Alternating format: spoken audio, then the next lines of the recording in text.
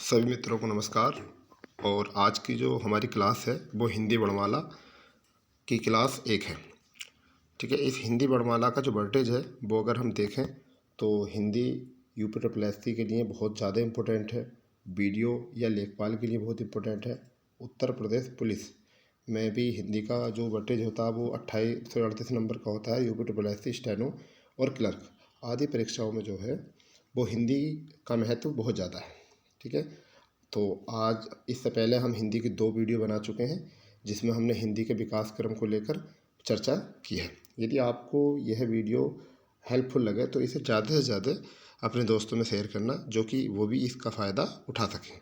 ठीक है, अब आज का जो टॉपिक है हमारा वो वर्णमाला में व्यंजन है। ठीक है, व्यंजन की अगर हम दृष्टि से बात करें तो व्यंजन शब्द क्या होते हैं। सबसे पहले इनकी परिभाषा। व्यंजन को हम संस्कृत में जो कहते हैं वो क्या कहते हैं, हल कहते हैं। ठीक है, अगर हम इसकी परिभाषा की बात करें तो हिंदी भाषा के ऐसे वर्ण जिनका उच्चारण प्रयोग करते समय हम स्वरों का सहयोग से करते हैं, तो वो हमारा क्या होता है, यानी कि ऐसे वर्ण जिनका हम उच्चारण स्वरों के सहयोग से करते हैं वो हमारे क्या कहलाते हैं, व्यंजन कहलाते हैं। अगर हम इन व्यंजनों की बात करें तो सबसे ऊपर एक जो है सबके स्पर्शी व्यंजन बोल सकते हैं उनको, फिर हम आपको अंतस्थ व्यंजन बोल सकते हैं, फिर दिगु व्यंजन, उसमें व्यंजन, संयुक्त व्यंजन, मिश्र व्यंजन और द्वितीय व्यंजन, पंचम व्यंजन और आपके संप्रत व्यंजन। ठीक है, अगर हम इनमें बात करें तो व्यंजनों का वर्गीकरण, व्यंजनों का जो वर्गीकरण गया था वो 2 आधार पर गया था। एक तो मूलतः आधार पर और एक उच्चारण के आधार पर। अगर हम व्यंजनों के वर्गीकरण की तरफ देखें तो मूलतः व्यंजन कितने प्रकार से वर्गीकृत किए होते हैं, 3 प्रकार से। एक तो स्पर्शी व्यंजन, संघर्षी व्यंजन और अंतस्थ व्यंजन। अगर हम उच्चारण की दृष्टि से उच्चारण स्थान के आधार पर अगर हम इनको देखें, उच्चारण आधार के स्थान पर अगर हम व्यंजनों को देखें तो इनका 11 प्रकार से वर्गीकरण किया गया है। ठीक है, तो हम सबसे पहले जो बात करते हैं वो करते हैं स्पर्शी व्यंजन की। देखिए, इसकी परिभाषा की अगर हम बात करें तो इसके नाम से इसकी परिभाषा का पता चलता है, यानी कि ऐसे व्यंजन, यानी जिन व्यंजनों का उच्चारण करते समय, जिन व्यंजनों का उच्चारण करते समय हवा या वायु फेफड़ों से निकलते हुए मुख के किसी भी विशेष स्थान, अब मुख के विशेष स्थान जैसे कंठ हुआ, तालु हुआ, मूर्धा हुआ, दंत हुआ, ओष्ठ हुआ आदि से स्पर्श करते हुए जो बाहर निकलती है उसे हम स्पर्शी व्यंजन कहते हैं। इनकी संख्या की अगर हम बात करें तो संख्या 25 होती है। ठीक है, अगर रे एक ऐसा व्यंजन वर्ण है जिनका उच्चारण जो है वर्तस्य यानी कि दंतमूल और मसूड़े के द्वारा होता है। ठीक, अगर हम स्पर्शी व्यंजन की बात करें तो स्पर्शी व्यंजन 25 होते हैं और जो कितने वर्गों में होते हैं, 5 वर्गों में होते हैं। अगर हम इनके वर्गों की बात करें तो यहाँ पर वर्गों की अगर हम यहाँ से बात करें तो आपका नंबर 1 हो सकता है कै वर्ग, नंबर 2 हो सकता है चै वर्ग, नंबर 3 टै वर्ग और तै वर्ग और अंततः पै वर्ग। प्रत्येक वर्ग में 5 वर्ण होते हैं और अगर 5 वर्गों की अकॉर्डिंग अगर देखा जाए तो कै वर्ग जो होता है हृदय से ऊपर जो होते हैं आपके वो होता है कंठ। और कै वर्ग की अगर दृष्टि में देखो तो 5 वर्ग होते हैं, कै ख गै घै अण। अगर हम चै वर्ग की बात करें तो चै छ जै झ अण। फिर अगर टै वर्ग की बात करें टै ठ डै ढै अण। और फिर तै वर्ग की बात करें तै थ द ध न। पै वर्ग की बात करें तो पै फै बै भै मै। अब इनके अगर हम उच्चारण की बात करें, अगर हम इनके उच्चारण की बात करें तो चै वर्ग जो होता है, फिर कै वर्ग जो होता है वो हमारा कंठ से होता है, यानी कि सबसे पहले फेफड़ों के निकट जो होते हैं वो क्या होते हैं, कंठ होते हैं। फिर उसके बाद में चै वर्ग जो होता है कंठ से ऊपर क्या होता है आपका तालु से होता है उसका उच्चारण। ठीक, अगर हम उसके टै वर्ग की बात करें तो तालु से ऊपर जो होता है वो हमारा क्या होता है, मूर्धा होता है। और तै वर्ग की अगर उच्चारण करें तो हमारा क्या होता है, दंत।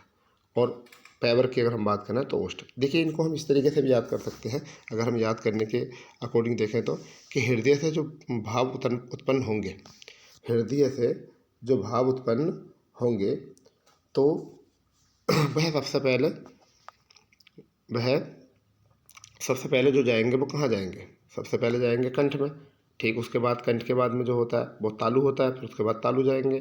तालु के बाद में फिर जब वायु आगे पहुँचेगी तो वो आपके मूर्धा में पहुँचेगी और फिर उसके बाद आपके दंत यानी कि दंत में पहुँचेगी, दांतों से टकराएगी और फिर उसके बाद ओष्ठ। चलिए फिर आगे की बात करते हैं। दूसरा हमारा वो है हमारा अंतस्थ व्यंजन। इसकी परिभाषा बात कर लेते हैं। ऐसे वर्ण या जिन व्यंजनों या जिन वर्णों का उच्चारण करते समय वायु स्वर या व्यंजनों के मध्य अर्थात कंठ, तालु, मूर्धा, दंत, ओष्ठ से मूलतः स्पर्श न होने के कारण या स्पर्श न होने के कारण वायु बाहर निकलती है, तो उन्हें हम क्या कहते हैं? अंतस्थ व्यंजन कहते हैं। इनकी संख्या जो होती है वो 4 होती है, य, र, ल, व। ठीक है, अगर हम इसको बात करें तो देखिए ब जो होता है वो पार्थिव होता है और ल और र जो होते हैं वो होते हैं लुंठित। अगर हम इनकी बात करें उच्चारण की तो य जो होता है वो तालव्य होता है, र जो होता है वो बर्तस होता है, ल जो होता है वो बर्तस यानी कि दंत और मसूड़ा यानी कि दंतमूल मसूड़ा जो होता है उसको हम बर्तस कहते हैं, वहाँ से इसका उच्चारण होता है।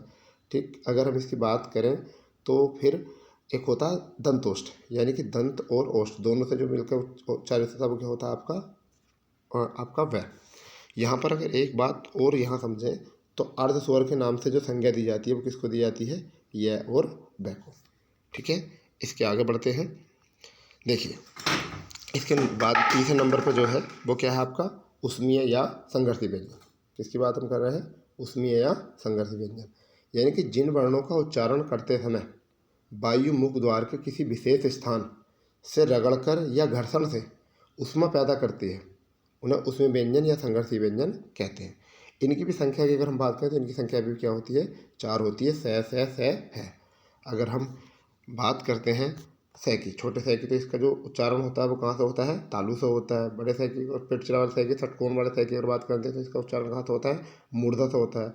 ठीक, और बड़े सै की अगर हम बात करते हैं उसका कहाँ से होता है? बर्तस्य से होता है। देखिए यहाँ पर थोड़ी मिस्टेक हो गई है, यह जो आपका सै है वो ये वाला सै है, समझ गए नहीं इसकी। फिर अगर हम है की बात करें तो क्या होता है आपका? काकल्य। ठीक, इसके बाद में आपका जो चौथा वर्गीकरण है वो है संप्रत या चौथा जो वर्गीकरण है वो आपका क्या है? संप्रत या संप्राय व्यंजन। ठीक है, इनकी अगर हम परिभाषा की बात करें तो इन व्यंजनों का निर्माण दो भिन्न व्यंजनों के योग से शब्दों से एक प्रारूप के रूप में होता है, जिनमें एक आश्रित व्यंजन होता है और दूसरा पूर्ण व्यंजन होता है। अगर इसकी हम परिभाषा के अकॉर्डिंग देखें तो हम कह सकते हैं कि 2 व्यंजनों के योग से होता है, जिसमें एक तो होता है आश्रित और एक होता है आपका पूर्ण व्यंजन। देखिए इसमें उदाहरण के तौर पर अगर हम कहें तो निम्न में से कौन कौन से संप्रत हैं, तो अगर हम स्थान की बात करें तो आधा स और थ, स आश्रित है और थ जो है वो पूरा है, तो इसमें संप्रत जो निकलता है वो कहाँ पर निकलता है? स और थ पर। अगर हम पुरस्कार की बात करें तो पुरस्कार में आधा स और क, यहाँ पर संप्रत क्या है? स और क। अगर हम संबल की बात करें तो संप्रत क्या है? आधा मैं और ब। अगर हम संपत्ति की बात करें तो आधा मैं और ब संपत्ति। ठीक है, तो यहाँ पर संप्रत क्या है? एक बार और इसको परिभाषित कर दीजिए। देखिए ऐसे वर्ण जो 2 भिन्न वर्णों के योग से अपना प्रारूप नहीं छोड़ते, यानी किसी भी वर्ण में अपना प्रारूप नहीं छोड़ते, जैसे कि स्थान में आधे स और थ का पूरी तरीके से प्रयोग किया गया है, इसमें किसी ने भी अपना स्थान नहीं छोड़ा। जबकि आगे अगर हम बात करते हैं तो पुरस्कार में आधा स और क, ठीक है, संबल में आधा मैं और ब, ठीक है, संपत्ति में आधा मैं और प। ठीक है, इसका उच्चारण किया। चलिए इससे आगे चलते हैं। आगे है हमारा द्वित व्यंजन, यानी कि द्वित व्यंजन चौथा जो नंबर का वर्गीकरण है वो कौन सा? हमारा द्वित व्यंजन।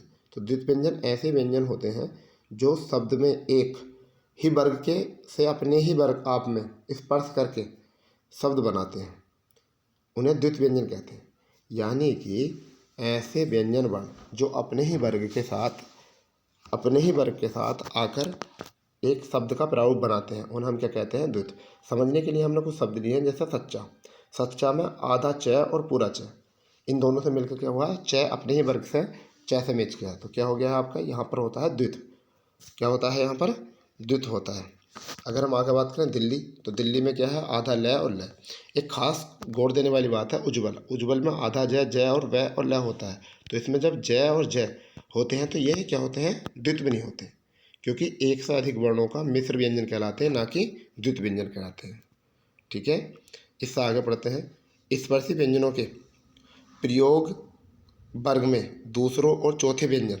अब देखिए ये बहुत इंपॉर्टेंट बात है, नोट करने वाली बात है, बहुत समझ गए नहीं, बिल्कुल ज़्यादा नोट करने वाली बात है, आपको इसके बारे में पता होना चाहिए। स्पर्शी व्यंजन के प्रत्येक वर्ग में, यानी स्पर्शी व्यंजन जो होते हैं वो 5 वर्ग में होते हैं, कै वर्ग, च वर्ग, ट वर्ग, त वर्ग और पै वर्ग। तो इसमें कहा गया प्रत्येक वर्ग के दूसरे और चौथे व्यंजन का द्वित्व नहीं होता, उनका क्या होता है आपका, उनका होता है आपका मिश्र व्यंजन। जैसे अगर हम बात करें गक्खर, तो गक्खर में ख ख इनका द्वित्व नहीं होता है। मुजफ्फर में फै का द्वित्व नहीं होता, क्योंकि ये क्या होते हैं, ये मिश्र व्यंजन होते हैं। और ये ख जो होता है वो पै वर्ग का दूसरा वर्ण होता है, और ख जो होता है वो कै वर्ग का दूसरा वर्ण होता है। ठीक है। अब इसके बाद अगर हम नेक्स्ट वर्गीकरण की बात करते हैं, द्विगुण व्यंजन। ठीक है, इन्हें उच्छिष्ट व्यंजन या आगत व्यंजन के नाम से भी जाना जाता है। सॉरी। इन व्यंजनों के, इनकी परिभाषा की बात करें तो इन व्यंजनों के उच्चारण में जीभ पहले ऊपर उठकर मूर्धा से स्पर्श करती है और फिर झटके से नीचे आती है। यानी कि इन व्यंजनों के उच्चारण में जीभ पहले ऊपर उठकर मूर्धा से स्पर्श करती है और फिर झटके से नीचे के साथ आती है, तो इनको हम क्या कहते हैं, द्वित्व व्यंजन कहते हैं। इनकी संख्या जो होती है वो कितनी होती है, 2, ड़ और ड़। इनका उच्चारण स्थान मूर्धा से होता है, और अगर हम घोष की दृष्टि से देखें तो ये सहघोष होते हैं दोनों, और अगर हम प्राणात की दृष्टि देखें तो ड़ जो होता है अल्पप्राण होता है, और ड जो होता है वो महाप्राण होता है। ठीक है, चलिए आगे देखते हैं।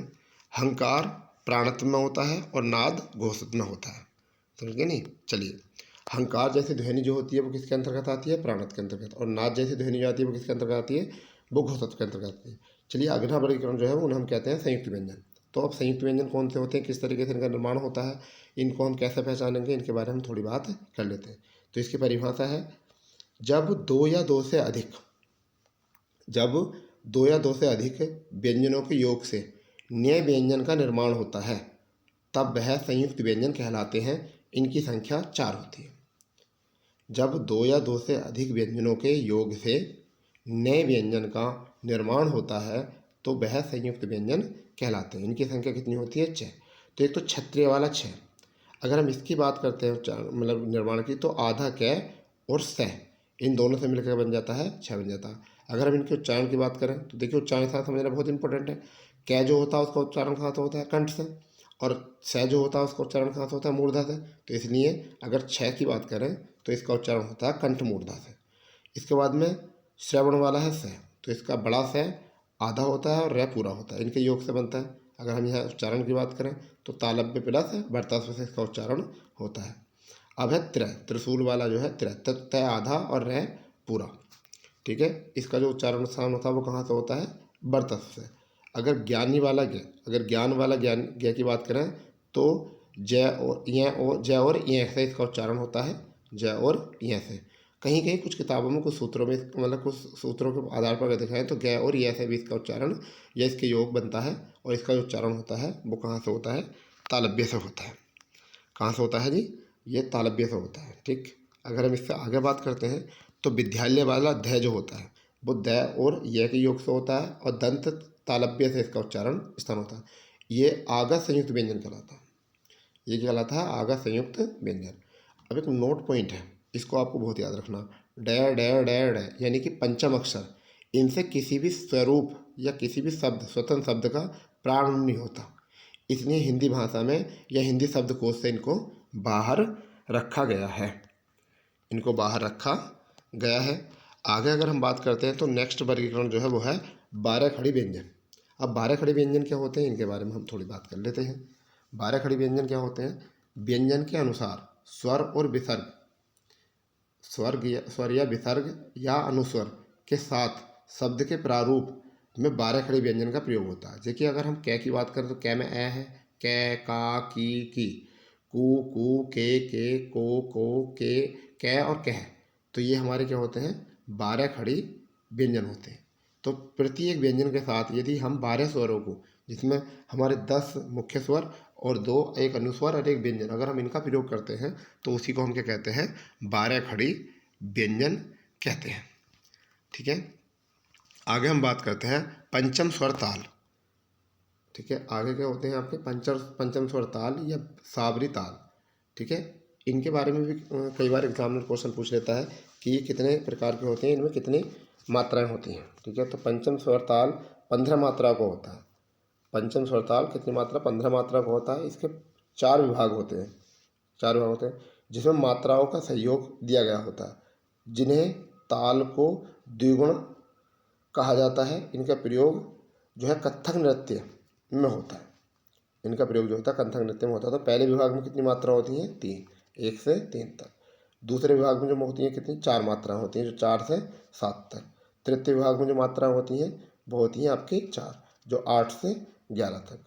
ठीक, चौथे विभाग में जो मात्रा होती हैं वो 4 होती हैं और 12 से 15 तक इनकी संख्या होती है। चलिए आगे अगर देखते हैं तो अब हम पढ़ेंगे घोषत्व। ठीक, तो घोषत्व क्या होता है? तो घोषत्व की पहचान करने का मतलब क्या होता है? ध्वनि या नाद, यानी कि ऐसे व्यंजन ध्वनि और नाद के ऊपर डिपेंड होते हैं और या उनसे प्रकट होते हैं तो उन्हें हम क्या कहते हैं? घोषत्व कहते हैं। चलिए इसकी परिभाषा। घोषत्व की पहचान ध्वनि या नाद से होती है और यह 2 प्रकार के होते हैं। परिभाषा दोबारा सुन लेंगे। यानी घोषत्व की पहचान ध्वनि या नाद से होती है और यह जो है 2 प्रकार के होते हैं, एक तो अघोष और सघोष। अगर हम इनकी पहचान की बात करें, एक बार परिभाषा देख लेते हैं। घोषत्व क्या होता है? यानी घोषत्व की पहचान ध्वनि या नाद से होती है और यह 2 प्रकार के होते हैं, एक अघोष और एक सघोष। अगर हम इनकी देखें तो प्रत्येक वर्ग का पहला और दूसरा वर्ण, प्रत्येक वर्ग का पहला और दूसरा वर्ण जो होता है वह अघोष होता है और प्रत्येक वर्ग का तीसरा, चौथा और पांचवा वर्ण जो होता है वो सघोष होता है। घोष या सघोष बोल सकते हैं। अब हम पढ़ते हैं घोषत्व, सॉरी अघोष। जिन व्यंजनों का उच्चारण करते समय मुख द्वार से ध्वनि की प्रभा बहुत कम निकले और नाद अल्प रूप में हो, उन्हें अघोष कहते हैं। उन्हें अघोष कहते हैं। यानी कि अगर हम एक बार परिभाषा को देखें तो जिन व्यंजनों का उच्चारण करते समय मुख द्वार से ध्वनि की प्रभा बहुत कम निकले और नाद अल्प रूप में से हो तो वह अघोष कहलाते हैं। इनकी संख्या 13 होती है। वर्ग का पहला और दूसरा वर्ण अघोष होता है। ठीक है, अगर हम बात करें तो स्पर्शी व्यंजन कितने होते हैं? 10 और उसमें व्यंजन कितने होते हैं? 3। तो यहाँ से टोटल इनकी संख्या कितनी हो चुकी है? 13। ठीक, आगे अगर देखते हैं तो दूसरे नंबर पर है घोष या सघोष। या इनको हम घोष या सघोष कहते हैं। यानी इनकी पहचान क्या है कि प्रत्येक वर्ग का तीसरा, चौथा, पांचवा वर्ण जो होता है वो क्या कहलाता है? सघोष कहलाता है। चलिए परिभाषा की बात करते हैं। व्यंजन वर्णों का तंत्रिकाओं से कंपन पैदा हो या नाद ध्वनि की उपस्थिति हो, उन्हें हम सघोष कहते हैं। यानी कि ऐसे व्यंजन शब्द जिनका उच्चारण करते समय स्वर तंत्रिकाओं में कंपन पैदा होता है और नाद की ध्वनि उत्पन्न होती है, उपस्थित होती है, उन्हें हम क्या कहते हैं? सघोष या घोष कहते हैं। ठीक, तो इनकी संख्या जो होती है वो टोटल 31 होती है। वर्ग का तीसरा और चौथा, अगर हम स्पर्शी की बात करें तो 15 होते हैं स्पर्शी में। द्विगुण की बात करते हैं तो 2 होते हैं और उसमें की बात करते हैं तो 1 उसमें होता है और समस्त स्वर जो है वो इसी के अंतर्गत आते हैं, 13 ही होते हैं। अगर हम टोटली काउंटिंग करेंगे तो इनकी संख्या कितनी होती है? 31 होती है। समझ गए नहीं?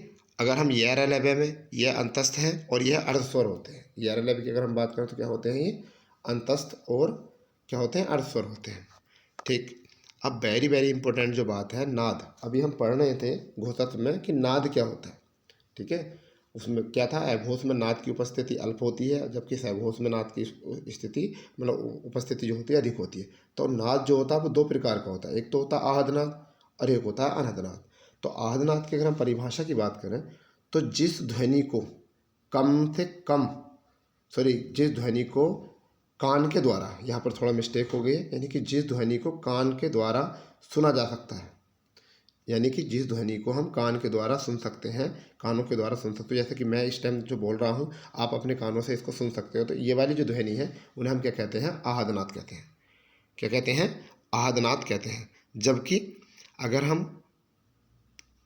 हम यहाँ से बात करें कि दोबारा से कि जिस ध्वनि को हम अपने कान के द्वारा सुन सकते हैं वह क्या होती है? आहदनाद होती है। जबकि अनहदनाद क्या होता है? जिस ध्वनि को हम महसूस कर सकते हैं, जिस ध्वनि को हम महसूस कर सकते हैं, जैसे फॉर एग्जांपल हम मोबाइल की जो वाइब्रेट होती है उसको हम महसूस करते हैं।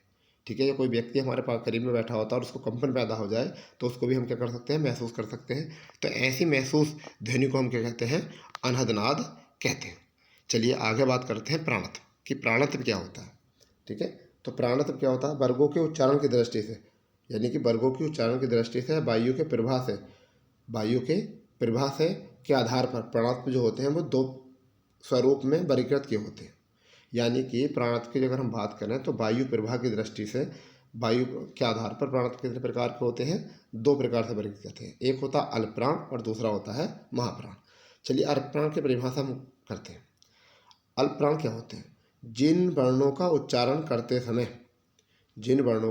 करते समय मुख से वायु का प्रवाह कम मात्रा में निकले या कम मात्रा में निकलता है और हंकार ध्वनि का ना होना पाया जाता है। हंकार ध्वनि का न होना पाया जाता है, यानी कि बेस होने का, बेस जितना हंकार को कहते हैं, बेस होने का, तो उन्हें हम क्या कहते हैं? अल्पप्राण कहते हैं। ठीक है, यानी कि अल्पप्राण क्या कहलाते हैं? जिन वर्णों का उच्चारण करते समय मुख द्वार से वायु का प्रवाह कम मात्रा में निकलता है और हंकार ध्वनि का न होना पाया जाता है, तो उन्हें हम क्या कहते हैं? अल्पप्राण कहते हैं। ठीक है, अल्पप्राण की पहचान जो होती है वो क्या होती है कि प्रत्येक वर्ग का पहला, तीसरा और पांचवा, प्रत्येक वर्ग का पहला, तीसरा और पांचवा वर्ण जो होता है वो अल्पप्राण होता है। ठीक है, अगर हम इसकी और बात करें आगे तो इनकी संख्या जो होती है वो आपके अगर हम यहाँ से बात करें तो 23 इनकी संख्या होती है, यानी कि 15 तो होते हैं स्पर्शी और अंतस्थ 11 4 ये होते हैं और हिरस्वर ए, ई, ऊ और ऋ 4 ये होते हैं। अगर हम इनकी टोटल संख्या बात करें तो इनकी संख्या होती है 23। ठीक है, इनकी संख्या कितनी होती है? 23 होती है। अगर हम आगे बात करते हैं तो महाप्राण इनकी परिभाषा की बात कर लेते हैं। महाप्राण क्या कहलाते हैं? जिन व्यंजनों का उच्चारण करते समय वायु का प्रवाह मुख द्वार से अधिक हो और हंकार जैसी ध्वनि का प्रयोग किया जाता है। हंकार जैसी ध्वनि का प्रयोग किया जाता है, यानी कि तो वो क्या कहलाते हैं? महाप्राण कहलाते हैं। इनकी संख्या जो होती है वो भी 23 होती है। जैसे कि वर्ग का पहला, दूसरा तो कितने होते हैं? स्पर्शी व्यंजन जो होते हैं वो 10 होते हैं। उसमें व्यंजन चारों उसमें व्यंजन जो होते हैं इसी के अंतर्गत आते हैं। और अगर हम आगे बात करें तो स्वर, यानी कि हिरस्व स्वर को छोड़कर जितने भी स्वर होते हैं इनकी संख्या कितनी होती है? 9। वो सब हमारे किसके अंतर्गत आते हैं? महाप्राण के अंतर्गत आते हैं। अब देखिए यहाँ पर एक खास बात जो है जिसकी बात मैं आपको बताना चाह रहा हूँ वो क्या है? हंकार को क्या कहते हैं? बेस कहते हैं, यानी कि जिन वर्णों को उच्चारण करते समय बेस कम हो, यानी कि पहला, तीसरा और पांचवा, प्रत्येक वर्ग का पहला, तीसरा और पांचवा, तो वो क्या होते हैं? अल्पप्राण। और जिनको उच्चारण करने में हमें अधिक बेस की जरूरत पड़ती है, आधी हंकार की जरूरत पड़ती है, तो वो क्या होते हैं? हमारे महाप्राण, जैसे दूसरा और चौथा। जैसे हम खामोश बोलेंगे तो खामोश में ख की जो ध्वनि है, जो बेस है, वो बहुत ज़्यादा आएगा। चलिए एक बार थोड़ा सा इसको रिमाइंडर कर लेते हैं। ठीक है, तो व्यंजन जो होते हैं उनकी क्या परिभाषा है कि हिंदी भाषा के ऐसे वर्ण जिनका उच्चारण करते समय हमें स्वरों का प्रयोग किया जाता है वो क्या कहलाते हैं? व्यंजन। व्यंजनों का भिन्न प्रकार से वर्गीकरण किया गया है। ठीक है, इसके आगे जो हमने सीखा व्यंजन कितने प्रकार के वर्गीकृत किए होते हैं? 2 प्रकार से वर्गीकृत किए होते हैं। एक तो व्यंजन का वर्गीकरण होता है आपके मूलतः 3 प्रकार से, तो स्पर्शी व्यंजन, उसमें व्यंजन, अंतस्थ व्यंजन। जबकि दूसरी तरीके से हम बात करें तो उच्चारण के आधार पर जो हमारे व्यंजन हैं वो कितने हैं? वो 11 प्रकार से होते हैं। ठीक है, इसमें हमने स्पर्शी व्यंजन पढ़ा, स्पर्शी व्यंजन की परिभाषा पढ़ी। उसके बाद में हमने अंतस्थ व्यंजन पढ़े। अंतस्थ व्यंजन कितने होते हैं? इनकी संख्या 4 होती है। ठीक है, इसके बाद हमने आपके उसमें और संघर्षी व्यंजन पढ़े, इनकी संख्या कितनी होती है? 4 होती है। संप्रत व्यंजन जो होते हैं ऐसे व्यंजन होते हैं जिनका निर्माण भिन्न व्यंजनों से होता है, परंतु ये अपना स्वरूप नहीं छोड़ते। यह अपना स्वरूप नहीं छोड़ते। जैसे स्थान में स और थ ने अपना स्वरूप नहीं छोड़ा, पुरस्कार में स और आधा स और क ने अपना स्थान नहीं छोड़ा, तो ऐसे जो व्यंजन बनते हैं उन्हें हम क्या कहते हैं? संप्रत व्यंजन या संप्रत ध्वनि कहते हैं। आगे जो हमने सीखा वो सीखा द्वैत व्यंजन। इनकी संख्या द्वैत क्या होती है? तो द्वैत में क्या होता है कि अपने ही वर्ग से आकर जब कोई स्पर्श व्यंजन करता है तो उसमें क्या होता है? हमारा द्वित्व होता है। ठीक, जैसे सच्चा में आधा च और च, इससे क्या हुआ? द्वित्व हुआ। दिल्ली में आधा ल और ल द्वित्व। जबकि प्रत्येक वर्ग का दूसरा और चौथा का क्या होता है? द्वित्व नहीं बनता है। तो फिर इसके बाद द्विगुणों की संख्या कितनी होती है? 2 होती है। इनका हमने उच्चारण स्थान बताया है आपको, और इनका प्राणत्व बताया है, सहघोष पे बताया है। इसके बाद अगर हम देखते हैं तो हमने हंकार प्राणत्व के आधार पर, यानी कि हंकार के आधार पर जो प्राणत्व देखा जाता है, और नाद के आधार पर जो बताया जाता है वो घोषत्व। तो नाद जो होती है वो ध्वनि होती है और हंकार जो होता है वो बेस होता है, साउंड होता है। ठीक है, इसके बाद हमने संयुक्त व्यंजन पढ़े। संयुक्त व्यंजन की संख्या 4 होती है और ये किन किन के निर्माण से होती है इनको आप देख लेना एक बार। फिर नोट पॉइंट कि इन्हें किन शब्दों को शब्दकोश से बाहर रखा गया है, इनके बारे में पढ़ा। फिर हमने 12 खड़ी व्यंजन देखे कि 12 खड़ी व्यंजन किस प्रकार से बनते हैं। ठीक, इसके बाद हमने पंचम स्वर ताल देखे, कितनी मात्रा होती है, 15 होती हैं। इनके बारे में विभाग कितने होते हैं, 4 होते हैं। ठीक है, इनके बाद अगर हम देखें तो घोषक के आधार पर हमने व्यंजनों का वर्गीकरण देखा कि इनकी संख्या कितनी होती है। ये 2 प्रकार के होते हैं, अघोष और सघोष। अघोष की संख्या जो होती है वो 13 होती है, ठीक, और सघोष की संख्या जो होती है वो 31 होती है। इसके बाद में हमने नाद पढ़ा कि आहदनाद क्या होता है, फिर अनहदनाद क्या होता है, यानी जिस ध्वनि को हम कान से सुन सकते हैं वो होता है आहदनाद, और जिस ध्वनि को हम कान से नहीं सुन सकते, केवल महसूस कर सकते हैं, वो होता है हमारा अनहदनाद। ठीक, उसके बाद हमने नेक्स्ट में पढ़ा प्राणत्व। तो प्राणत्व जो होते हैं वो उच्चारण की दृष्टि से होते हैं। ठीक है, अब ये 2 प्रकार के होते हैं, एक अल्पप्राण होता है और एक महाप्राण। यानी कि जिन वर्णों का उच्चारण करते समय मुख से वायु का प्रवाह कम निकले तो वो क्या होते हैं, अल्पप्राण, और जिनमें ज़्यादा निकले उन्हें कहते हैं हम महाप्राण कहते हैं। ठीक, लास्ट में क्या था हमारा महाप्राण। महाप्राणों की संख्या कितनी होती है, 23, और प्राणों की संख्या भी कितनी होती है, 23। ठीक है, तो यदि आपको वीडियो अच्छा लगा हो तो आप इसको ज़्यादा से ज़्यादा शेयर करें, और आप हमको इसी तरीके से प्यार देते रहना जिस तरीके से आपने हमारी पिछली वीडियो को बहुत सहयोग दिया, और बहुत आपके शुक्रगुजार हैं कि आपने हमें इतना कोऑपरेट किया। ठीक है, थैंक यू, धन्यवाद।